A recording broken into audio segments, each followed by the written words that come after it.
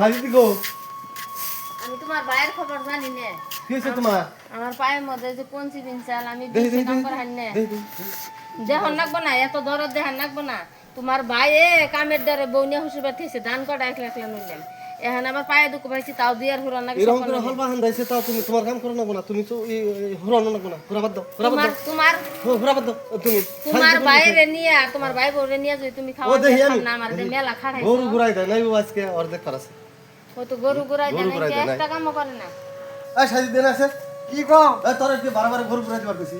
বড় করে খাই কইছো তো হ্যাঁ আমি তো দেই গরু গুনা শখে রইছে, হেই যে কে আমি দিবি?